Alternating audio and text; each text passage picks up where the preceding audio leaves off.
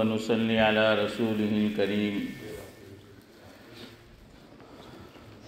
أما بعد فقد قال الله تبارك وتعالى في القرآن المجيد والفرقان الحميد فأعوذ بالله من الشيطان الرجيم بسم الله الرحمن الرحيم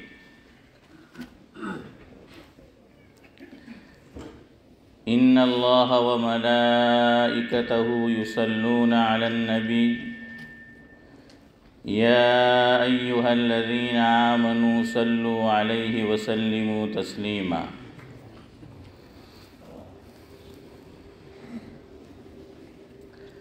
وقد ورد في الحديث عن أوس بن أوس رضي الله تعالى عنه قال رسول الله صلى الله عليه وسلم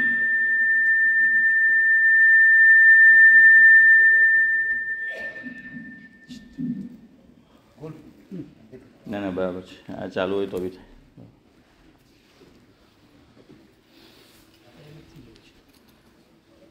ان من افضل ایامکم یوم الجمعہ فاکثروا علی من الصلاة فیہ فإن صلاتکم معروضۃ علی او کما قال علیہ الصلاة والسلام رواہ ابو داود۔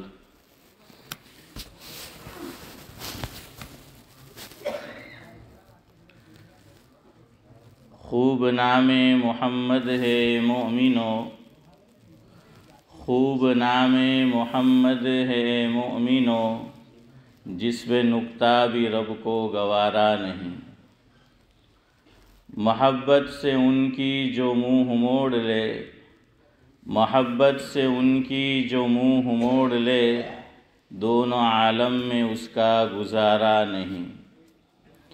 دامن مصطفیٰ کو ہم چھوڑ دے، دامن مصطفیٰ کو ہم چھوڑ دے، اتنا کمزور بھی ایمان ہمارا نہیں۔ خدا نے خود نبی سے یہ فرما دیا، خدا نے خود نبی سے یہ فرما دیا، جو تمہارا نہیں وہ ہمارا نہیں۔ بھائی جو حضرات پیسیج میں گفتگو کر رہے ہیں آہستہ کرے اور خاموش ہو جائے تو زیادہ بہتر ہے۔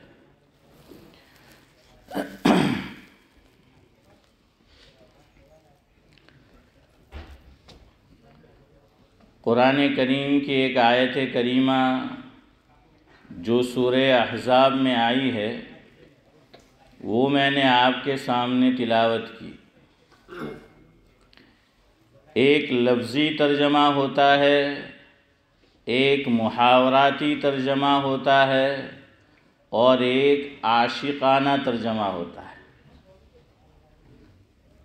کہ عشق و محبت میں ڈوب کر اس کا ترجمہ کیا جائے، وہ ترجمہ۔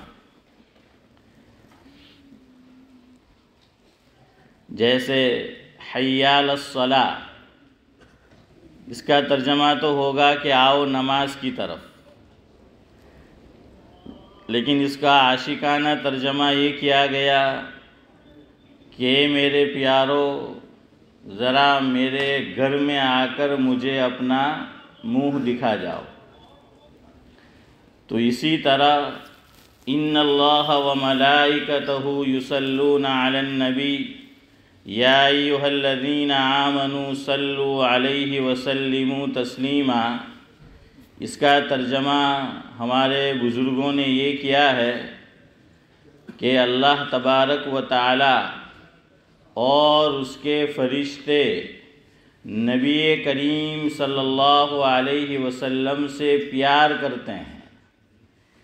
اے ایمان والو، تم بھی حضرت نبی کریم صلی اللہ علیہ وسلم سے پیار کرو۔ یہ تو آیت کریمہ کا ترجمہ ہوا، اور جو روایت میں نے پڑھی وہ ابو داؤد شریف میں ہے۔ اس کے راوی حضرت اوس بن اوس رضی اللہ تعالی عنہ ہے۔ یہاں رک کر ایک مسئلہ سمجھیے۔ ہمارے یہاں جانے انجانے میں لوگ ایک جملہ بولتے ہیں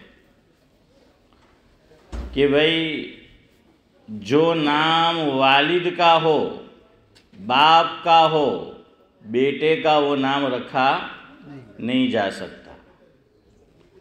نمبر 1۔ نمبر 2، یہ بھی غلط فہمی پائی جاتی ہے کہ ایک نام ایک بچے کا رکھ لیا، ایک بچی کا رکھ لیا، اب دوسرا بچہ یا بچی ہو تو ویسا ہی نام دوبارہ نہیں رکھا جا سکتا۔ تیسری بات، جس کو تو لوگ معیوب سمجھتے ہیں، سب نہیں کچھ لوگ، کہ ایک لڑکا یا لڑکی پیدا ہوئی اور کچھ عرصے میں اس کا انتقال ہو گیا۔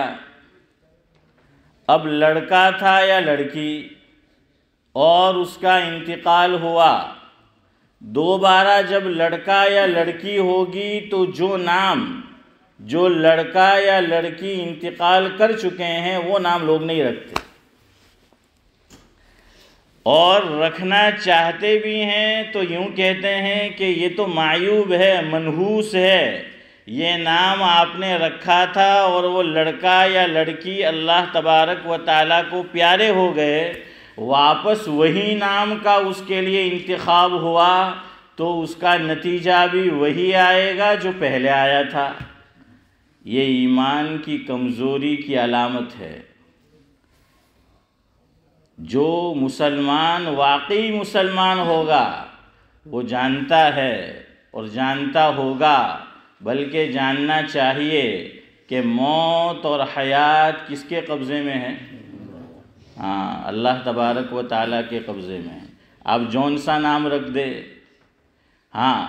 جو نام حضرت نبی کریم صلی اللہ علیہ وسلم نے اور علماء نے قرآن و سنت کی روشنی میں منع کیے ہیں وہ ہم نہیں رکھیں گے، ورنہ جن کی گنجائش ہے تو اس کو رکھ سکتے ہیں۔ اب اس روایت میں دیکھیے آپ، اوس بن اوس، کیا مطلب؟ کہ والد کا نام بھی اوس ہے، الف واو سین، اور بیٹے کا نام بھی اوس ہے۔ تو معلوم ہوا کہ جو نام والد کا ہے وہی نام اگر بیٹے کا بھی رکھنا چاہے تو رکھ سکتے ہیں۔ یہاں ایک بات اور سمجھیں، میں آپ کو ترغیب نہیں دلا رہا کہ آپ ایسا کریں، لیکن ایک بات درمیان میں آئی تو میں نے آپ کے سامنے رکھ دی۔ مثال لے لیجئے 2-3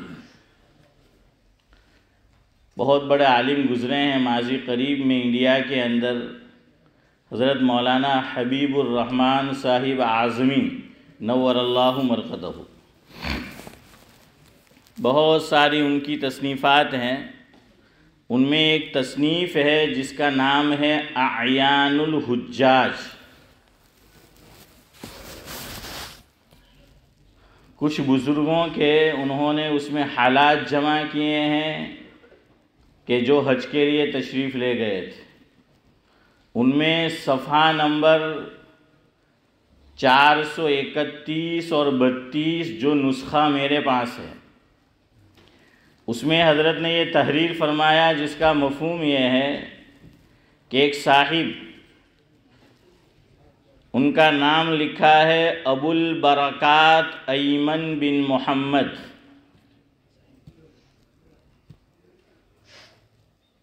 تو نام تو ابو البرکات نہیں تھا، یہ کنیت تھی۔ ان کا آواز بہت اچھا تھا اور یہ گیت گاتے تھے، سانگ۔ اللہ تبارک و تعالیٰ نے اپنے مقام سے ان کو قاہرہ بھیجا اور قاہرہ سے وہ پھر مدینہ منورہ تشریف لے گئے۔ مدینہ منورہ تشریف لے گئے، اللہ تبارک و تعالیٰ نے دل کی دنیا بدل دی، کایا پلٹ ہو گئی، اور مدینہ منورہ میں انہوں نے موسیقی سے توبہ کی اور اللہ تبارک و تعالیٰ سے عہد کیا کہ آئندہ میری جو زندگی باقی ہے کبھی بھی میں گانا نہیں گاؤں گا. جیسے جنید جمشید کا حال تھا ماضی قریب میں، ویسا ہی رہنے. اور یہ بھی اللہ تبارک و تعالیٰ سے عہد کیا کہ اب میں نعت شریف پڑھا کروں گا اور لکھا کروں گا. کچھ عرصہ رہے، دل میں ایک بات آئی کہ مدینہ منورہ چھوڑ کر واپس اپنے مقام چلا جاؤں. یہ ارادہ کیا. رات میں حضرت نبی کریم صلی اللہ علیہ وسلم کی خواب میں زیارت ہوئی. آقا نے فرمایا، جس کا مفہوم یہ تھا کہ ابو البرکات ہماری جدائی برداشت کر سکو گے؟ بس اتنا کہا کہ ابو البرکات ہماری جدائی کو برداشت کر سکو گے؟ آنکھ کھلی تو اپنے ارادے سے توبہ کی اور اپنے لیے ایک نیا نام تجویز کیا، اور اس دن سے انہوں نے اپنا نام رکھا عاشق النبی. کیا رکھ لیا؟ ہاں، یہ نیا نام انہوں نے، چونکہ حضور جو خواب میں تشریف لائے تھے، زیارت جو ہوئی تھی، تو اس وقت سے لوگوں سے کہتے تھے کہ اب مجھے اس نام سے پکارا کرو، اب میرا یہ نام ہے. خیر، یہ تو ایک ضمنی بات تھی جو بتائی. اصل بات یہ بتانی تھی.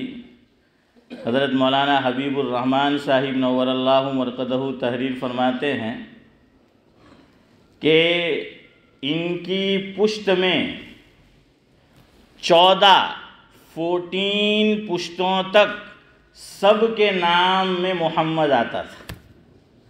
محمد بن محمد بن محمد بن محمد بن محمد بن محمد بن محمد، آپ گنتے چلے جائیے 14 پشتوں تک سب کا نام محمد.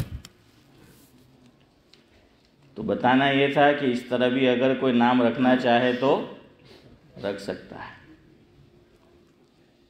ایک کتاب آپ کے مکان میں بھی ہوگی، اور جو حضرات دعوت و تبلیغ کے مبارک کام سے منسلک ہیں ان میں سے اکثر حضرات کے پاس ہوگی، جس کا نام ہے حسن حسین.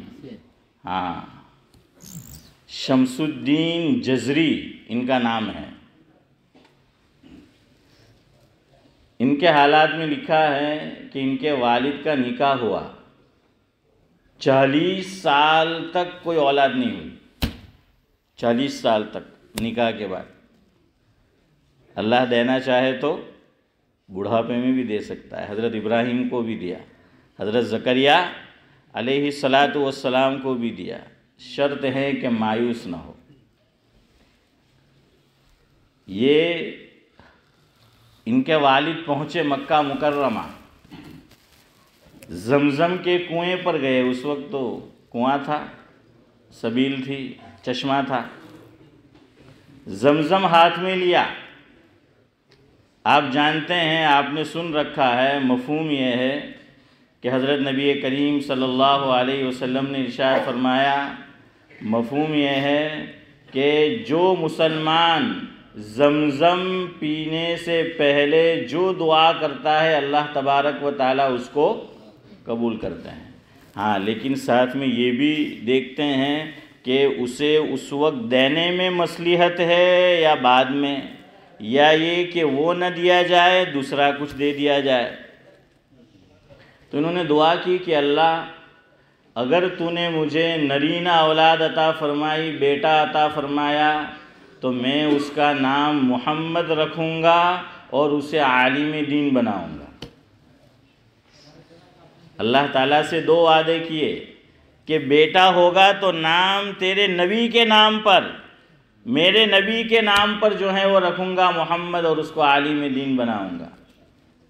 تو ان کی بھی 4 پشتوں میں ان کے والد کا نام محمد، ان کے دادا کا نام محمد، ان کے پردادا کا نام محمد. اب پتہ نہیں جملہ صحیح ہے کہ نہیں. آگے کیا بولتے ہیں؟ سکر دادا ہیں. تو بہرحال ان کا نام بھی کیا تھا؟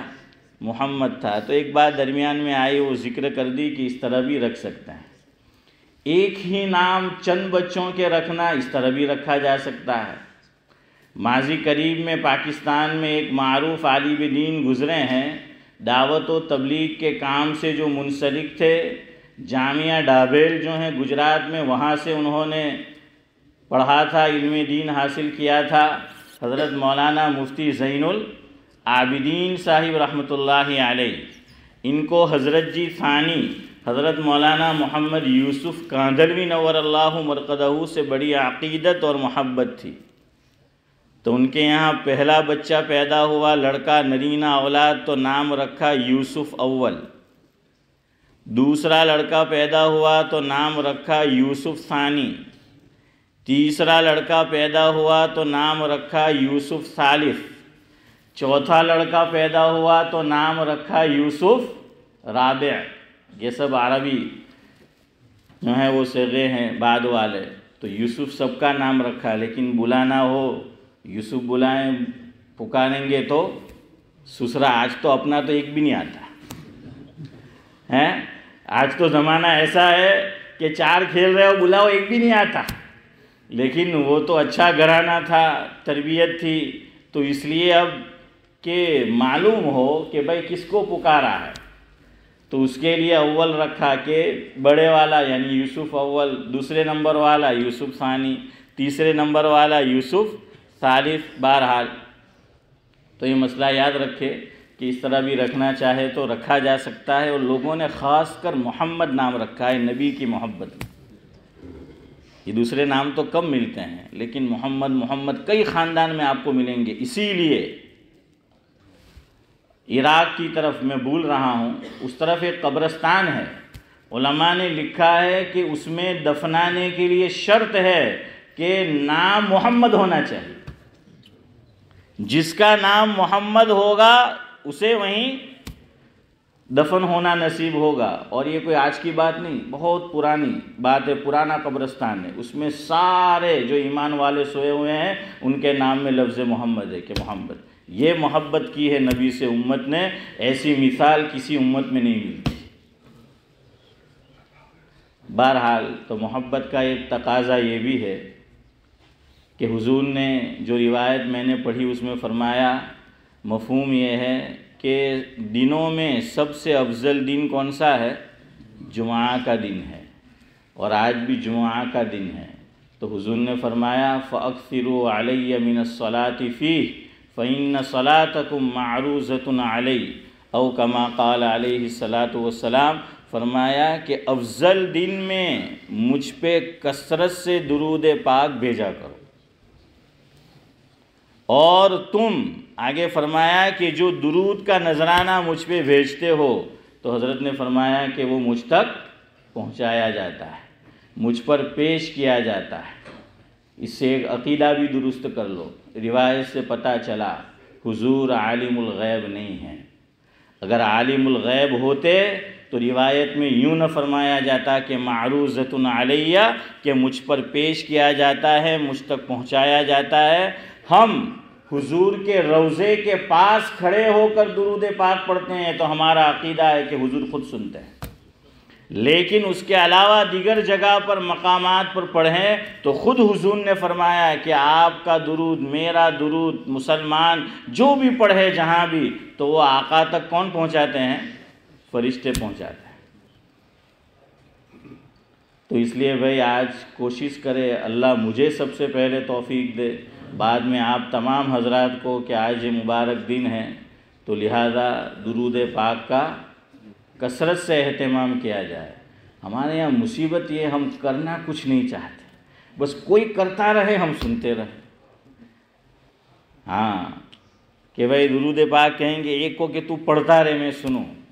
جو پڑھنے میں ثواب ہے، جو لطف ہے، جو مزہ ہے، جو اللہ کو پسند ہے، وہ دوسری چیز میں نہیں ہے، وہ بھی فائدے سے خالی نہیں. اس لیے بھائی کثرت سے درود پڑھو.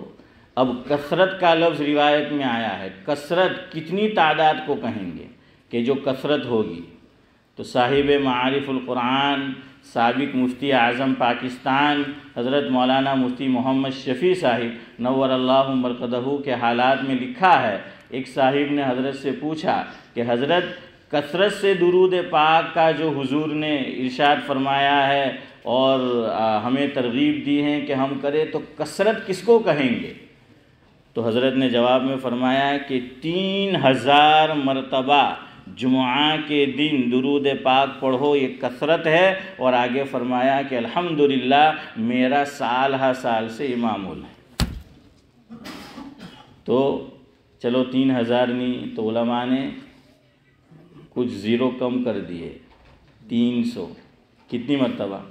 300 مرتبہ پڑھ لو، اور سب سے افضل درود ابراہیم ہے اور سب سے مختصر صلی اللہ علیہ وسلم۔ جو کچھ کہا سنا گیا، میں سب سے زیادہ عمل کا محتاج ہوں، اللہ مجھے بھی عمل کی توفیق عطا فرمائے اور آپ حضرات کو بھی۔ سبحان اللہ و بحمدہ، سبحانک اللہم و بحمدک، نشہد ان لا الہ الا انت نستغفرک۔